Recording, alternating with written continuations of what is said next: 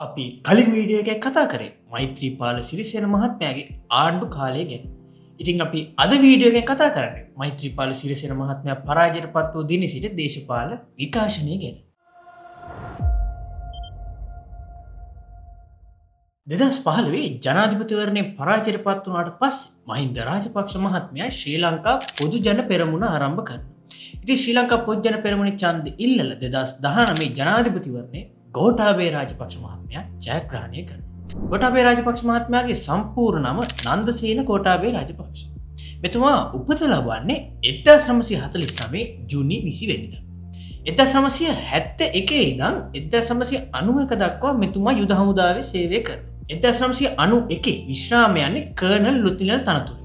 මෙතුමා ගජබා රෙජිමේන්තුවේ තමයි හමුදාවේ සේවය කරන්නේ.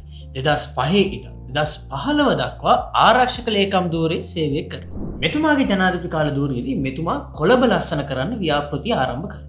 ඒ වගේම රසායනික පොහොර ආනයනය සීමා කරලා කාබනික පොහොර නිෂ්පාදනය කිරීමේ ව්‍යාපෘති ආරම්භ කරනවා. 19 වෙනි වස්තාවේ ජනාධිපති බලතල අඩු කරපු එක 20 වෙනි වස්තාව මගින් නැවතත් ජනාධිපතිවරයාට බලතල හිමි කරලා දෙනවා. වධු ප්‍රතිශතය අඩු කිරීම නිසා ශ්‍රී ලංකාවේ තිබුණු මුදල් සංචිත අඩු වෙන්න ගන්නවා.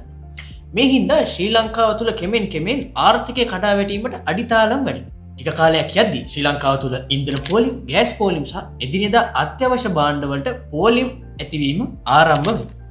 මේ ක්‍රමය ඉවසා ගන්න බැරි ජනතාව අරගලය ආරම්භ කරනවා 2022. 2022 අරගලය කෙමෙන් යද්දී ශ්‍රී ලංකාවේ ප්‍රථම වරට ආණ්ඩුවක් ජනතාවගේ අරගලයක් නිසා පෙරලෙනවා. 2022 ජූලි 14 වෙනිදා ගෝඨාභය රාජපක්ෂ මහත්මයා ජනාධිපති ධූරයෙන් ඉල්ලා අස්වෙනවා. ඊළඟට රනිල් වික්‍රමසිංහ මහත්මයා තමයි ජනාධිපති ධූරයට පත් වෙන්නේ. මේ වගේ තවත් දේවල් දැනගන්න කැමති නම් අපේ Think Lab YouTube channel එක subscribe කරලා bell notification එක on කරලා තියාගන්න.